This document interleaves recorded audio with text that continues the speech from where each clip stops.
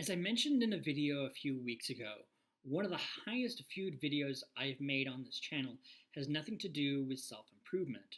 Rather, it was a one-time dip into looking into financial opportunities and deciding to review a specific company. At the time, I was living with my parents and I was in a place, mentally speaking. After accepting the fact I wasn't fit for network marketing, I was looking for some alternatives to be making a living. What went from network marketing slowly turned into me writing and engaging with particular websites that had a unique gimmick. They were structured like social media sites, but they paid people to post. The argument was simple. Corporate social media is leveraging billions of dollars off of people's posts without their permission, and so these platforms were aiming to give that money back to the people. These were all small grassroots efforts with these platforms folding, but that wasn't before I met various individuals. One of which got me to delve into the world of cryptocurrency and the platforms that trade them. Cryptocurrency themselves are terrible products. It makes sense there would be a trading market from that, but those sites themselves are sketchy. Crypto alone is filled with scammers, drug cartels, and people using the coins for illegal practices. Building a company that trades with them is a big red flag.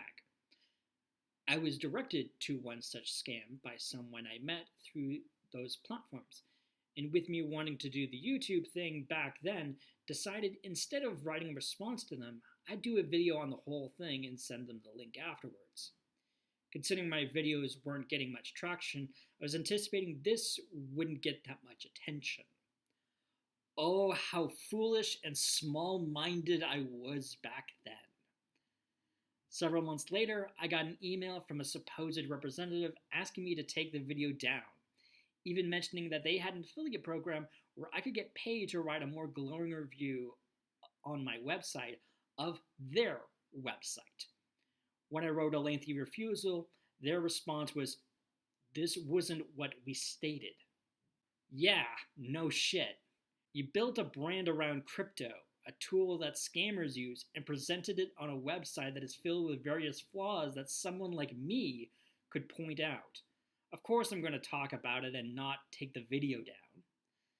I eventually did take that video down, as it's not part of my overall brand. But probably the biggest was that I didn't want to deal with the comment section any longer. Because leading up to that email, I was getting various comments from crypto bros. Some were asking after I invested in the company whether I made any money back and take back my comments in this video. Others were telling me how stupid I was once I explained to them I didn't put a penny into the crypto scam. Back then, I wasn't really able to handle them. Probably the true reason for why I took the video down, and a lot of it had to do with their attitude. I wasn't that bothered by their word choice, but rather their overall message. They were convinced that they would be making millions from this opportunity.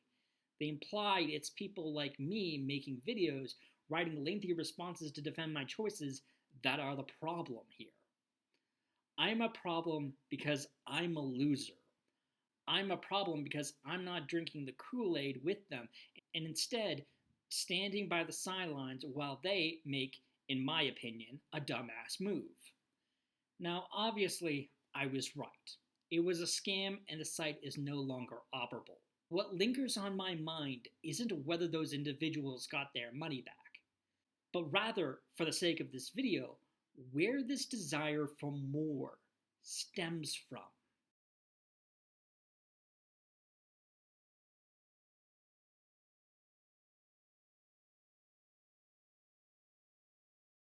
The only reason I was willing to cover a topic and video back then was that I was connected to self-help in some fashion.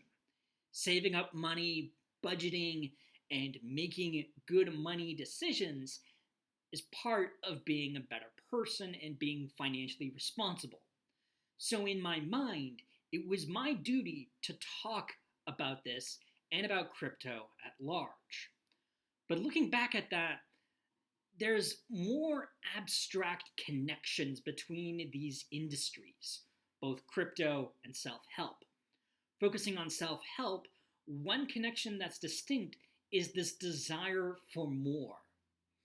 Crypto years ago was described to me as the gold rush of the modern era, with Bitcoin being worth tens of thousands of dollars even to this day. It's clear getting access to a single Bitcoin can set you up for life, or at the very least, be very wealthy as a result of this. So, who wouldn't want something like that? At the same time, self-help often sells those same sorts of dreams to us. You're just a few steps away from building a multi-million-dollar empire and coasting off of that success for the rest of your life. They're effective, clearly, but they also provide the same sort of response to those that resist those opportunities. That not signing up to this network marketing opportunity means you're missing out on getting on the ground floor of some big opportunity. That not buying into crypto makes you into a sucker or a loser, while crypto bros are driving donuts around you in their Lambos. That not paying for a course from some rich person means that you're throwing your life away. You idiot. You're honestly an idiot. This sort of rhetoric is often mentioned by people who are well indoctrinated into those kinds of things. And them bringing this up makes you feel a tinge of regret from that decision. You begin to doubt and waver about whether you made the right decision or not. Well, let me be the reminder that you're in the right about turning those ideas down. You're not wrong for thinking about these things more critically, or just saying no to them from the start. And here is why. To begin, I want to highlight a particular passage from Mark Manson's book, The Subtle Art of Not Giving a Fuck. The passage I want to highlight is how living an excessive life can result in feeling emptier instead of fuller. Manson remarked how he used to drink a lot when he was younger, and now he doesn't drink anymore. The reason was simple. After getting drunk for the 100th time, it doesn't feel as great as the rush one experiences when drinking for the first time. But the thing is, this doesn't just apply to alcohol. This can apply to anything at all in life. Either there has to be some variation, or you have to move on to other things, to channel that energy into something else. But even beyond that simple shift, we see time and time again how excess doesn't always mean good. We have it in our heads that having more of a good thing is actually good for us. Money is the most common factor, but there are several others like friends or nice bubble baths that begin to lose their meaning or impact after a certain point. What I'm getting at is that we eventually plateau to the amount of pleasure that certain activities give us, and their usefulness also begins to decline in turn. And sometimes so much excessiveness also warps our very own perception of our lives and what this activity actually means to us. An example is, again, going right back to money. I'll be going into more detail in an upcoming video, but there is research that suggests that money can buy you happiness. However, it's only up to a certain point. After that point, money doesn't really have that much of a meaning to us, and it also actually messes up with our minds, and it actually makes us into just terrible people. You can talk to me. I'm your friend. Living a life of excess can often translate into being deprived in other areas. There are wealthy CEOs who struggle with emotions and are often depressed. All the same, there are people with tons of connections and are great at networking. However, they don't have a dollar to their name. This isn't a reason to say that excessiveness is just absolutely terrible and that we should be content with our lot in life right now. This isn't a there's nothing wrong with setting goals and having ambitions and drive and striving to be a little more and better than who we are right now. I know that gurus like to think and say that we need to work past our limits, that there's no glass ceiling, and all of that usual rhetoric. But it's not the most logical or best path for people in general, especially when you consider why they are pushing this kind of messaging and why they want people to be like this in the first place. And really, what it comes down to is they just want to sell you stuff. And again, just like with goals and having them, there is nothing wrong with people selling other people stuff. There's no shame in doing a little bit of self-promotion and offering some genuinely helpful products and services and so on and so forth. I would like to buy a hamburger. I would like to buy a hamburger. But so often, what well-off gurus will do is they will sell cheaper items for higher prices. They bank on their own brand to hike up the price and to attract people and sell people these ideas. All of this is to push a very specific narrative that having more is actually better for us, and through their guidance, you're able to get even more out of it. It's even more appealing when someone just says, hey, here's this little roadmap for you, and just follow the instructions, and boom, there you go. That's how you get the things. And that's just wonderful. That's good. But the thing is that these same tactics are the same tactics that are used in network marketing to rope people in and to get people in line and to sell products and sign up more people. On top of that whole sales pitch, we're also seeing what network marketing can actually provide to people. It's stable, reliable, and a growing income, at least on paper. You also have a nicer car that you get from the company at some point in time. You're also going to be working for a company that doesn't suck the life out of you. You're going to have people around you that are going to be supportive of you and your endeavors. A lot of these things that I have just mentioned on the surface are things that every single person would naturally desire in their own life, especially if they're not really doing all that much on a weekday or weekend and they need something to do.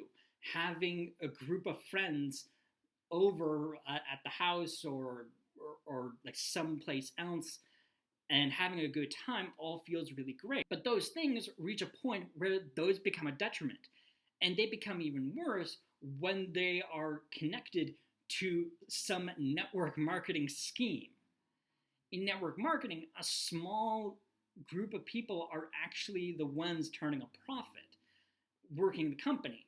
And the chances are very high that you'll be spending more money on products than you would be in actual sales.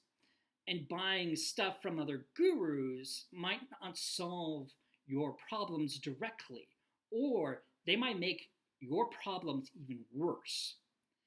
Beyond that, there is just the overall addictive nature that these sorts of things perpetuate. The idea is to be stuck in a loop where one is buying things under the impression that it'll help solve a real problem, eventually. The only issue is that when it inevitably fails, we create another excuse to why these strategies or products don't work for us. We fail to recognize that we're running in circles, and we continue to buy more and more and more.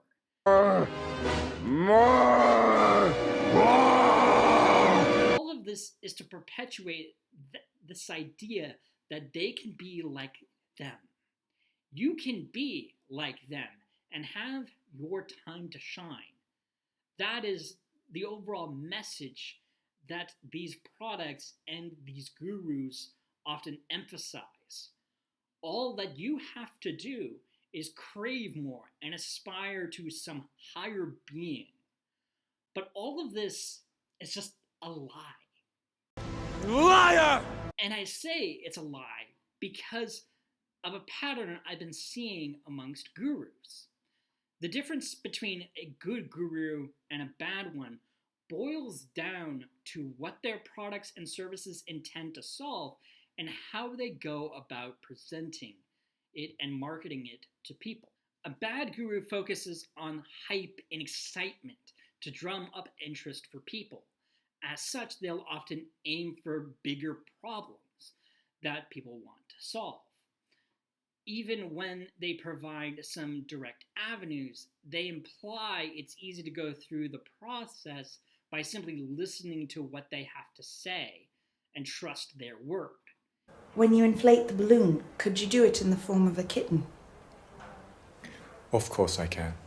In other words, they're biting off more than they can chew, but they're hoping people don't really notice it and are more focused on just the raw and sheer excitement that comes from solving a big problem or saying that here's a solution to this potential issue that has been bugging the hell out of you.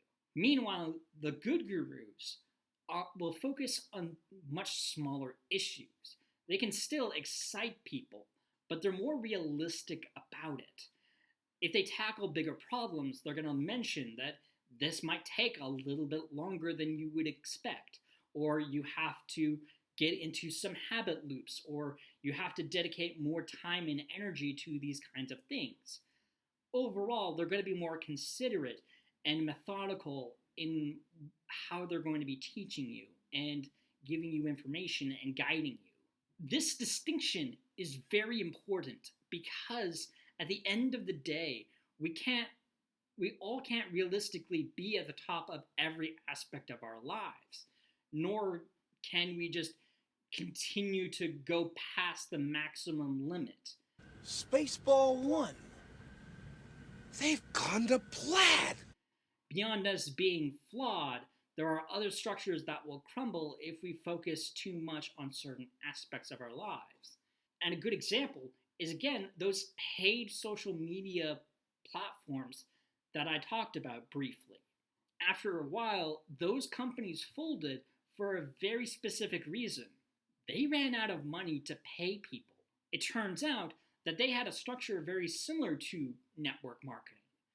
And even though at the end, the company was getting a bigger cut out of that overall payment plan, it still didn't save people from exploiting that system and referring hundreds of people to the platform and just draining these kinds of companies dry.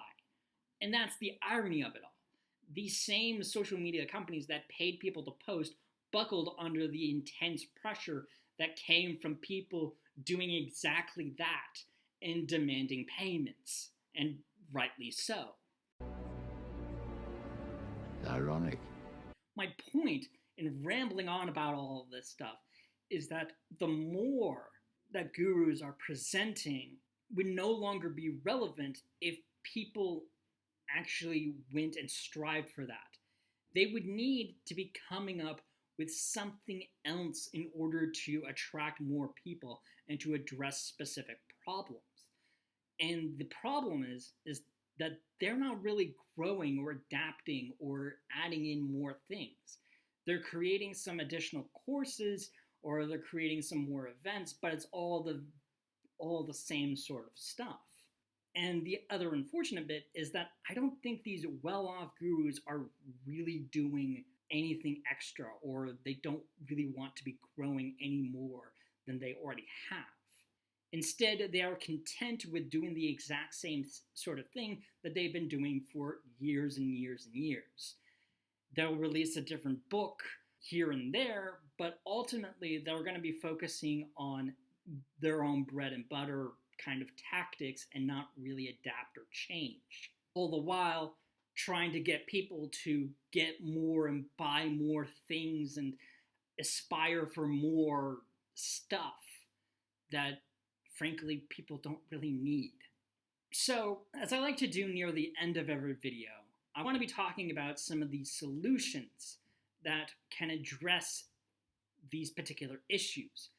How are we able to curb our own expectations and be okay with modest growth in our lives and not overextend ourselves by wanting more and more and more out of our lives? To begin, it helps if we understand their tactics. Because the big crux with these ideas is that the person presenting these opportunities is instilling us certain views. For network marketing, you'll have the hype person screaming in your ear and encouraging people to race to the top. For crypto bros, it's those expensive cards and the whole rich lifestyle that they are shoving into people's throats. And on a more reasonable level, it's these rich self-help gurus that are pushing us to believe that there is no glass ceiling to our limits, that we can desire anything and everything in our lives and we can never stop, and we should never stop. Learning those various tactics and how they hype up people can help us to curb our excitement and really think critically about what it is that they're saying and what exactly they're encouraging us to do. And you'll have a much easier time doing that when you add in your own goals and ambitions and remind yourself what those actually are. And it's also recognizing that even though there are multiple avenues to achieving our own goals, the path we all take is a little different. And it's important to understand the nuances to that. Anyone can be well off financially, but the question is do you want to be doing that through an honest means by building a business, creating products or services that people would actually willingly buy? Or would you rather do that by signing up into a network marketing company, scamming your friends and inviting as many people as you possibly can to get underneath you so you can just sit back and enjoy the benefits of them working for you?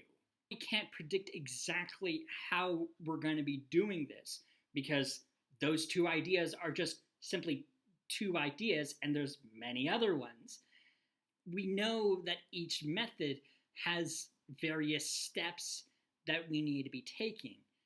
And it's examining those specific steps that can help us to curb our own expectations and determine whether this is something that's worth our time or not. A good example of all of this is I remember someone wrote a blog post where they paid tickets to see Tony Robbins only to ditch the entire event a few minutes in. They then spent 3 days reflecting on how they can increase their productivity, and they shared those methods in a blog post.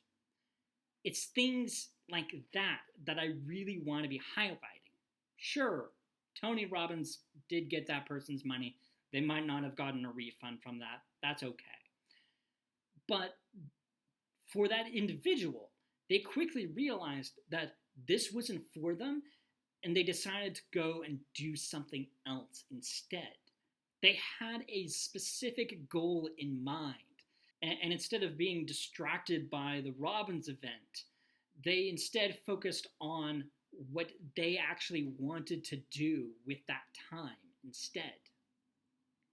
I really wanted to be highlighting this because when we actually focus on our own goals and desires and don't have someone in our ear telling us that we deserve more or that we often carve our own path as a result and just become better people because we understand ourselves more, and that kind of more is better for us. When we actually listen to ourselves, we become better people. After all, we know ourselves better than anyone else. And so listening to ourselves and acting on that can often curb these expectations and keep us real and authentic to ourselves. And that's what really matters, not this desire for more things. Because really, what gurus are really pushing us when they're telling us for more is to keep digging down into this pit. And this pit is bottomless. There is no limit. And so learning when we can stop and take a break and rest up and enjoy our efforts, that is really what gives us meaning. And sometimes that is just great for us. So anyway, that is all that I really want to be talking about. Thank you guys so much for watching this video and listening to me ramble on about desires for more. Unfortunately, you'll have to be waiting until next week if you want to be seeing more videos from me. However, in the meantime, you can go and subscribe to this channel and also like this video, because I could always use more likes on these videos and it would help with the algorithm and all of that fun stuff. So yeah, thank you guys so much.